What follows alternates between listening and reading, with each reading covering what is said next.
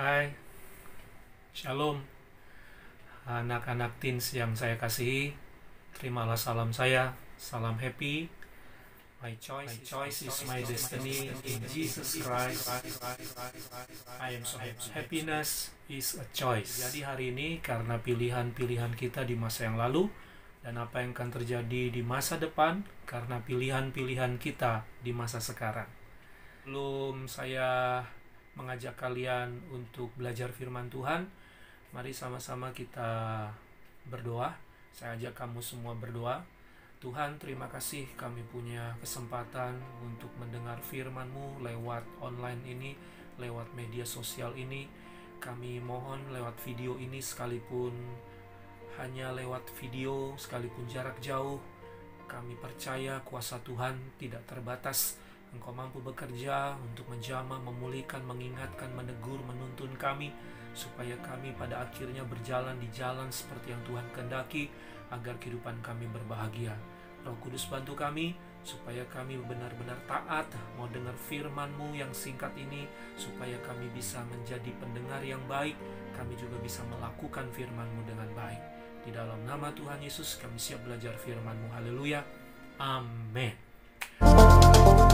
Saat video ini diunggah dan dipublish, negara Indonesia sedang diuji dengan mewabahnya virus COVID-19 atau lebih dikenal dengan virus corona. Virus ini telah menyebar di 160 negara atau wilayah dan lebih dari 190.000 kasus, termasuk di dalamnya adalah negara Indonesia.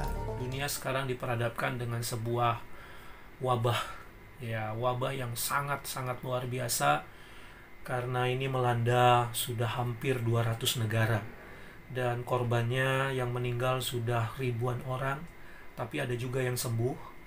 Ya, kita turut prihatin, turut berduka, turut sedih ya. Karena wabah ini masih belum juga berlalu. Ada negara-negara yang betul-betul kewalahan. Seperti negara Italia sangat kewalahan. Dan negara-negara yang lain termasuk Indonesia sekarang juga sedang kewalahan. So, kakak berharap kalian tetap jaga kesehatan, ya, tetap bersih-bersih ya. Jangan sampai kamu juga sengaja mengotori diri kalian sendiri. Cuci tangan, ya, mandi sering-sering, ya, apapun yang kamu kerjakan, yang kamu lakukan, yang kamu sentuh, habis selesai kamu cuci tangan. Dan jangan keluar rumah kalau nggak penting banget ya, tetap aja di rumah sesuai dengan anjuran pemerintah.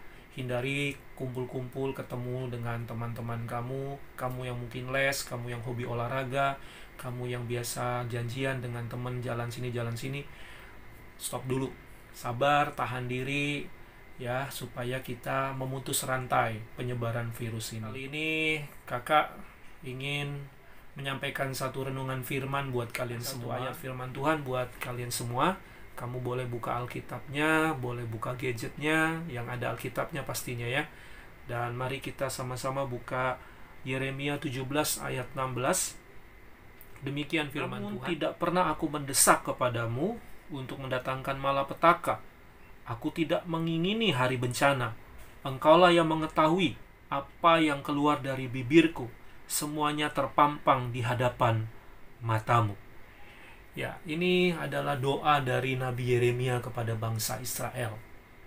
Dia berdoa juga untuk dirinya sendiri. Dia juga berdoa untuk kepentingan bangsa-bangsa lain. Bahwa dalam isi doa Yeremia ini, dia berdoa menghendaki agar jangan ada bencana, agar jangan ada wabah, agar jangan ada masalah yang sangat-sangat besar terjadi bagi dirinya dan juga bagi bangsanya dan juga bagi seluruh bangsa-bangsa. Semua orang pasti menginginkan doa yang sama. Semua orang pasti ingin hidupnya damai, tenang, tidak ada masalah, tidak ada bencana, tidak ada persoalan, supaya semuanya berjalan lancar, semua yang kita inginkan tercapai. Dan ini semua adalah kerinduan setiap orang. Termasuk seorang nabi saja merindukan hal itu. Nabi Tuhan, dia sendiri merindukan agar jangan sampai dia mengalami yang namanya bencana. Ya, tetapi ada satu doa yang sangat menarik ya, bahwa Yeremia berkata seperti ini, namun tidak pernah aku mendesak kepadamu untuk mendatangkan bencana. Ya, aku tidak pernah mengingini hari bencana. Ini sebuah doa yang luar biasa, bahwa Nabi Yeremia, dia tidak menginginkan adanya bencana dan Tuhan yang memberikannya, Tuhan yang melakukannya. Dia tidak mau terima kalau sampai mengalami bencana yang datangnya dari Tuhan. Ya, kenapa? Karena kalau udah bencana dari Tuhan, nggak ada obatnya, bro. Nggak ada obatnya, men. Kamu mau pakai apa? Nggak bisa lawan. Kalau Tuhan sudah mendatangkan bencana, Tuhan sendiri yang akan menyembuhkannya. Nggak ada cara lain. Mau pakai ilmu pengetahuan apapun, mau pakai teknologi apapun, mau pakai cara bagaimanapun, kalau sudah datang dari Tuhan, saya nggak ada lawan. Nggak bisa. Nah, saya nggak ada lawan. Nggak bisa. Nah, lewat bencana yang Tuhan izinkan ini, Tuhan mau menyatakan kedaulatan kuasanya, Tuhan mau menyatakan pemeliharaannya, Tuhan mau menyatakan mujizatnya, Tuhan mau menyatakan kuasa kebesarannya, supaya mereka tahu dan kita tahu bahwa Tuhan di atas segala Tuhan, tidak ada lawan. Yeremia ini sedang berdoa kepada bangsa Israel, dan bangsa Israel saat itu sedang ada dalam pembuangan. Itu juga sebuah bencana. Sebuah bangsa mengalami penjajahan, mengalami pengusiran dari tanah airnya sendiri, dan harus tinggal di negeri Babel yang begitu lama, kurang lebih hampir 70 tahun di sana. Masalahnya bangsa Israel sudah ada dalam pembuangan, sudah mengalami keadaan dijajah oleh bangsa asing, tapi ini bangsa masih saja tidak hidup dalam takut akan Tuhan, tidak mau sungguh-sungguh taat sama Tuhan. Malah bangsa ini cari sumber pertolongan lain, cari cara lain. Mereka nggak mau mengandalkan Tuhan. Mereka mengandalkan bangsa yang menjajahnya, mencari bangsa lain yang bisa menolongnya. Dan firman Tuhan berkata bahwa terkutuklah orang yang mengandalkan manusia, tetapi diberkatilah orang yang mengandalkan Tuhan. Nah, jadi Yeremia sebagai nabi, dia itu enak banget, dia itu sebenarnya gemes, dia sebenarnya marah sama bangsa Israel, dableknya luar biasa, nggak tahu diri, nggak bisa dibilangin, nggak bisa dikasih tahu. Tapi di tengah-tengah emosi Yeremia yang seperti itu, dia berdoa, Tuhan, aku nih punya hak, aku bisa aja doa minta, udah Tuhan, udah hajar aja bangsa Israel, sikat aja bangsa Israel, udah jangan tunda-tunda Tuhan. Aku juga udah capek ngurusin bangsa Israel ini. Mereka nggak ngerti, mereka nggak mau peduli, mereka nggak mau nurut. Dan kalian tahu nggak, Yeremia adalah satu-satunya nabi yang dicatat dalam Alkitab, dalam pelayanannya, dalam tugas yang dilakukan, tidak ada satupun orang yang bertobat. Tidak ada satupun orang yang bertobat. Kesel nggak sih? Kamu kalau ngerjain sesuatu nggak ada hasilnya, gimana sih rasanya? Ya kan? Hasilnya nilai jelek aja kita nggak seneng, padahal masih ada hasilnya. Tapi kalau nol, waduh, itu sebuah bencana. Ya kan? Tapi Yeremia, dia tidak peduli. Karena yang paling penting bukan soal bagaimana manusia bertobat. Soal tobat itu bukan urusan Yeremia. Soal tobat itu urusan diri mereka sendiri, dan urusannya biar Tuhan yang bekerja. Yeremia hanya menjalankan tugasnya. Yeremia mentaati apa yang menjadi perintah Tuhan untuk tetap menuntun, membimbing, menasihati, menegur bangsa Israel agar berjalan di jalan yang benar. Yeremia walaupun tidak ada satupun yang bertobat, tapi di mata Tuhan, dia orang yang berkenan, dia orang yang setia, orang yang taat, orang yang sungguh-sungguh mengasihi Tuhan. Terbukti dengan apa? Sekalipun gak ada hasilnya, dia tetap semangat. Artinya apa? Murni bahwa dia melakukan perintah Tuhan bukan karena mengharapkan hasil, tapi karena memang dia taat dan sepenuhnya mengasihi Tuhan. Kadang-kadang kita kalau mau taat, kita mau ngerjain sesuatu kalau ada hasilnya kan, ada bayarannya kan, ada poinnya kan, ada rewardnya kan, Kalau nggak ada kan kita kerjanya setengah-setengah. Betul nggak?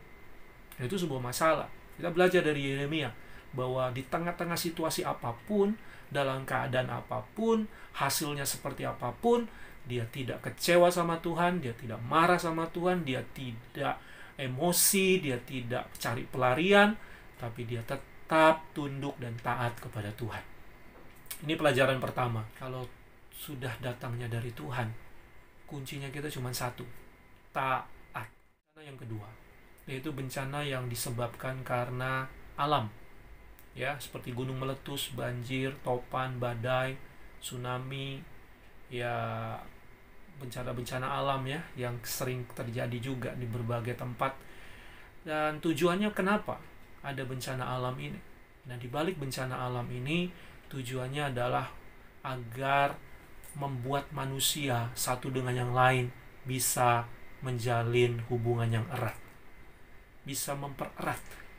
Karena dengan adanya bencana alam, maka bangsa-bangsa dari berbagai tempat, tidak peduli agama mereka apa, tidak peduli mereka negara yang sedang konflik, tapi ketika ada bencana alam, solidaritas, kekompakan antar umat manusia, itu yang menjadi kekuatan untuk mengatasi segala bencana alam yang terjadi. Ya.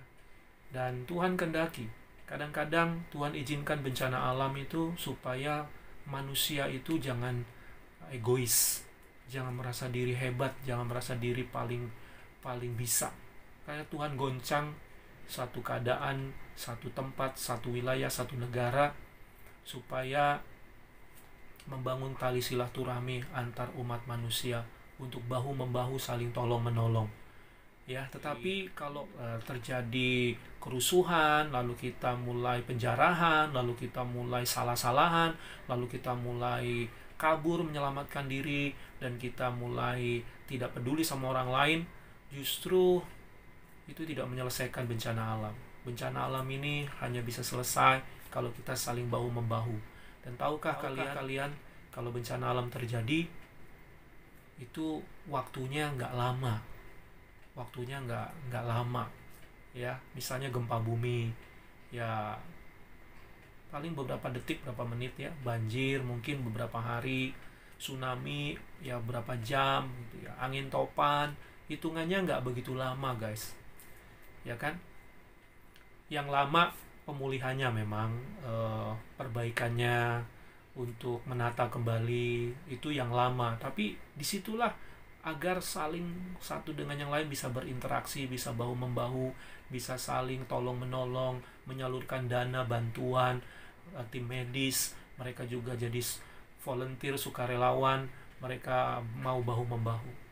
Ya, ini memang suasana yang indah seperti itu di balik bencana alam yang terjadi. Tapi sayang ya, banyak orang salah memanfaatkan bencana ini demi kepentingan pribadi. Itu bahaya sekali. Oke? Nah, berarti kalau begitu, ada dong bencana yang bukan dari Tuhan. Bencana yang Tuhan tidak membuatnya, bukan datang dari Tuhan sendiri. Nah, ada bencana yang ketiga. Bencana yang ketiga itu adalah bencana yang disebabkan karena perbuatan orang lain. Ya, orang lain yang coba berusaha ingin mencelakakan kamu. Misalnya kamu jalan sengaja ada yang nabrak gitu ya. Ada yang ngisengin, ada yang bullying, ada yang ngata-ngatain, ada yang coba mungkin santet gitu kan, ada yang coba pakai orang untuk mengganggu kamu dan melukai kalian. Nah, Tuhan izinkan itu supaya kita belajar agar kita jangan punya rasa benci, rasa dendam kepada orang lain. Kita dilatih supaya kita punya hati seperti Tuhan. Tahukah kamu bahwa Tuhan sendiri banyak yang benci loh. Ya, kalau kamu googling kata Tuhan sama kata setan, lebih banyak mana? Ya kan, film-film tentang bercerita tentang Tuhan sama film-film bercerita tentang setan, banyak mana? Ya kan? Banyak mana orang beribadah sama Tuhan sama yang tidak? Banyak mana orang yang berdoa baca Alkitab sama yang tidak? Banyak mana? Banyak orang yang bertentangan sama Tuhan, bukan? Jangan sampai kamu salah satu orangnya. Kakak berharap kamu menjadi orang yang berpihak sama Tuhan. Amin. Ya. Jadi anak-anak teens, Ketika kita mengalami bencana karena ulah perbuatan orang lain, nah, apa yang kita lakukan kalau terjadi bencana seperti ini? Kita bersyafaat. Kita bersyafaat, doain orang itu supaya orang itu bertobat, supaya orang itu jangan sampai mereka sendiri nanti mengalami hukuman dari Tuhan. Mari kita doakan mereka, kita syafaati mereka, kita belajar untuk memberi belas kasihan, kita belajar untuk tidak egois, kita belajar untuk mau mengampuni, kita belajar untuk memohon supaya orang yang seperti itu bisa bertobat. Itu hati Tuhan, ya, hingga kita jadi manusia yang luhur, kita jadi manusia yang mulia ketika kita menghadapi masalah-masalah yang dari orang lain, tapi kita sikapi dengan bersyafaat bagi orang lain. Jangan disikat, ya, jangan disikat, tapi bersyafaat sama orang yang menyakiti kita, ya. Tapi kalau mereka masih tetap lakukan, doa kamu tetap syafaati mereka, tetap doakan mereka. Firman Tuhan berkata, nanti ada bara api di atas kepala mereka. Nah, terserah, kalau mereka nggak tobat, ya bara api itu akan membakar dia. Kalau mereka bertobat, maka bara api itu akan murnikan hati mereka supaya mereka bisa berubah dan sadar diri. Dan juga berhikmat. Ya, kalau ada orang lain yang mencelakakan kita, yang berusaha menimbulkan bencana, selain kita bersyafaat, kita berhikmat. Ya, kita hati-hati, kita tandain ini orang, kita jaga jarak, kita mengantisipasi agar jangan sampai kita sengaja terbawa dalam permainan dia, terjebak dalam hasutan mereka. Nah, dalam doa syafaat ada kuasa. Begitu juga dalam hikmat juga ada kuasa. Itu yang kita lakukan. Lalu ada bencana apa lagi? Bencana yang keempat adalah bencana yang disebabkan karena setan. Ya, setan juga bisa menghadirkan bencana. Dan apa yang kita lakukan kalau misalnya bencana ini datang dari setan? Kita sikat, kita lawan, kita tengking, kita berani hadapi, jangan lari, jangan kabur, ya kan? Kita usir, kita tengking, dan kita tolak dalam nama Yesus. Nah, itu yang kita lakukan. Ya, seperti Yesus ketika menyembuhkan orang-orang sakit, orang buta yang karena kuasa gelap, orang bisu yang karena kuasa gelap, Yesus nggak main-main. Yesus nggak pakai ulur-ulur waktu, nggak pakai cari cara ini cari itu, ya, nggak panggil apa panggil itu. No. Yesus menghardik semua kuasa-kuasa. Yesus menghardik semua kuasa-kuasa, meninggalkan orang yang sedang dirasukinya. Ya, itu bencana dari iblis bisa terjadi seperti itu. Kamu dan saya dikasih kuasa untuk menaklukkannya. Kamu dan saya dikasih kuasa untuk menaklukkannya. Nah, yang terakhir adalah bencana karena ulah diri kita sendiri, datang dari kita sendiri. Ini juga sebuah bencana, bahkan bisa dibilang ini bencana yang lebih parah. Ya, bencananya lebih parah. Apa yang kita lakukan kalau bencana dari diri kita sendiri? Kita harus bertobat. Nggak ada jalan lain, kita mesti tobat. Artinya tobat adalah kita harus berani berbalik arah. Berbalik arah, bukan 380 derajat tapi 180 derajat. Ya. Artinya berbalik arah, berlawanan. Jadi kita tinggalkan dan kita tidak lakukan lagi. Kita nggak mau jatuh di lubang yang sama. Kita nggak mau kembali lagi kepada kesalahan-kesalahan yang sama. Tapi jangan lupa, dalam bertobat, kamu ketika berbalik arah, tujuannya adalah supaya kamu berjalan di jalan Tuhan. Berbalik arah, jangan cuma berhenti, kamu gak ada pegangan, gak ada tuntunan, gak ada patokan. Kamu bertobat yang benar adalah berbalik arah, lalu kamu ikuti arah Tuhan. Kemana Tuhan berangkat, kemana Tuhan ada, kesana kita mengikutinya. Nah, itu baru tobat yang benar. Jangan berbalik arah lalu kamu ngikuti orang lain. Berbalik arah, kamu hanya mengurung diri. Berbalik arah, kamu hanya coba untuk cari cara-cara yang lain. Nggak akan bertobat, pasti akan balik lagi. Berbalik arah dan ikuti Tuhan. Maka tobat kamu benar-benar jadi. Ya, saya bacakan satu ayat nih. Amsal 19 ayat yang ke-13. Firman Tuhan bilang begini. Anak bebal adalah bencana bagi ayahnya. Sekali lagi, anak bebal adalah bencana bagi ayahnya. Jadi kebebalan hati itu menjadi bencana. Ya, bahkan bisa dibilang ini bencana yang lebih parah daripada bencana alam. Karena kalau bencana alam itu hitungannya sekali lagi nggak lama, ya nggak lama. Tapi kalau bencana karena kebebalan, waduh, itu bisa seumur hidup. Ya kalau anak remajanya tetap bandel, tetap ngeles, tetap keras kepala, ya seumur itu. Lama kan, bertahun-tahun loh. Kamu kan usianya udah kurang lebih sekitar 13 sampai 16 tahun. Wah, itu jangan sampai kebebalan ada dalam diri kita. Kalau itu tidak ditobatkan, maka kebebalan itu akan berlanjut, bisa sampai tua nanti. Waduh, ini berat. Jadi guys, kamu harus bertobat kalau itu bencana dari kebebalan hati kita, karena ulah kita sendiri, karena kita teledor, karena kita juga kilaf, karena kita sendiri tahu itu salah tapi kita langgar, karena kita nggak kuat mental imannya, ya akhirnya kita jatuh. Oke, kalau kamu cepat bertobat, maka kebebalan itu makin lama makin menyusut, makin lama makin berkurang. Tapi kalau kamu udah tahu itu salah, itu perbuatan yang nggak benar, kamu sengaja menjatuhkan diri ke sana, ya kamu bebal, dan itu bahaya sekali, karena itu akan membuat keluarga kamu hancur, masa depan kamu hancur, impian kamu hancur, dan kamu tidak akan mengalami yang namanya happy ending. Oleh karena itu, mari sering-sering introspeksi hati kalian, ya setiap hari kamu coba cek dan recheck, apakah kamu ada yang menyakiti, apakah kamu ada yang tidak sengaja atau sengaja berbuat yang tidak benar. Cepat-cepat perbaiki, cepat-cepat, ya. Kita mesti sering upgrade, kita sering update diri kita.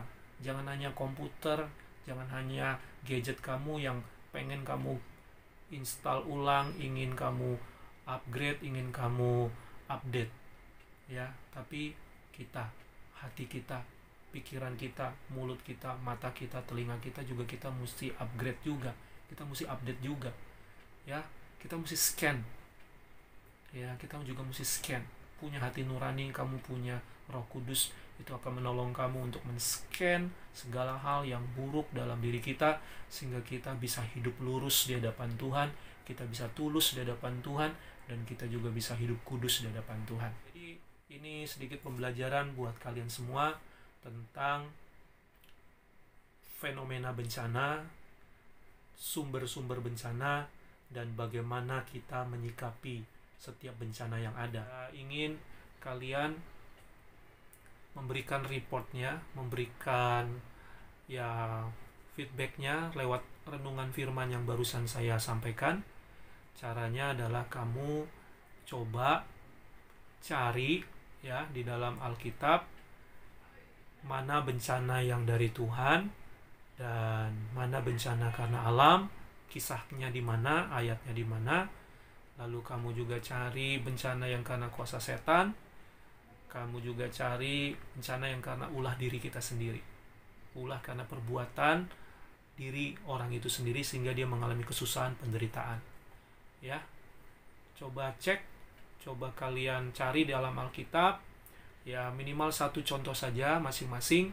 Lalu kamu kirimkan reportnya ke line bisa, ke WA bisa, supaya saya bisa memastikan bahwa renungan firman ini sampai ke kamu dengerin, dan kamu bisa memahaminya dengan baik.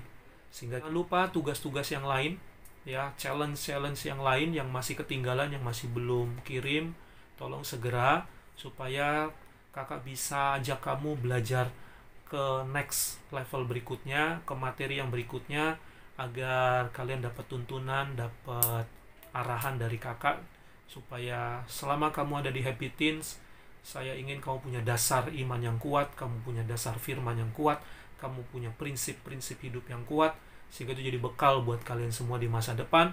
Dan kakak berdoa buat kalian semua, supaya kalian menikmati kebahagiaan di dalam kehidupan kalian sepanjang hidupmu. Amin.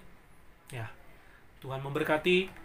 Sampai jumpa lagi nanti di situasi keadaan yang lain. Kalau memang masih kondisi belum pulih, kita masih bisa lewat media sosial online seperti ini. Kalau sudah pulih, kita kembali beribadah bersama-sama di gereja. Kita berdoa sama-sama. Bapa, terima kasih, biarlah apa yang menjadi renungan firman bagi anak-anak teens ini, mereka bisa menyikapi dengan bijak, menyikapi dengan baik, menyikapi dengan benar setiap bencana-bencana yang terjadi. Dan doa saya, Tuhan, tolong supaya kami jangan menimbulkan bencana yang justru karena ulah kami sendiri. Kami mohon Roh Kudus terangi hati kami agar kami bisa berjalan di jalan Tuhan. Mampukan kami meneladani Yeremia, ya Tuhan. Kami ingin supaya tetap taat sama Tuhan di dalam situasi kondisi apapun. Walaupun ada hati yang pengen keluar, ada hati yang panas, ada hati yang gak suka, rasanya gak tahan, gak kuat dan gak sanggup. Tapi kami mau belajar dari Yeremia yang tetap setia, tetap taat sama Tuhan, tetap melakukan apa yang menjadi keinginan-keinginan Tuhan.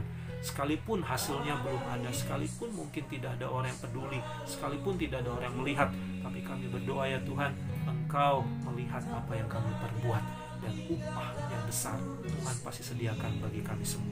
Inilah doa kami, Tuhan. Diberkatilah adik-adik teens ini, biarlah Tuhan berikan mereka kesehatan, dilindungi dari virus, dilindungi dari mara bahaya, dilindungi dari kecelakaan, dilindungi dari hal yang tidak baik, dan biar mereka tetap bertanggung jawab mengerjakan tugas-tugas mereka baik di sekolah maupun di gereja dan di rumah mereka.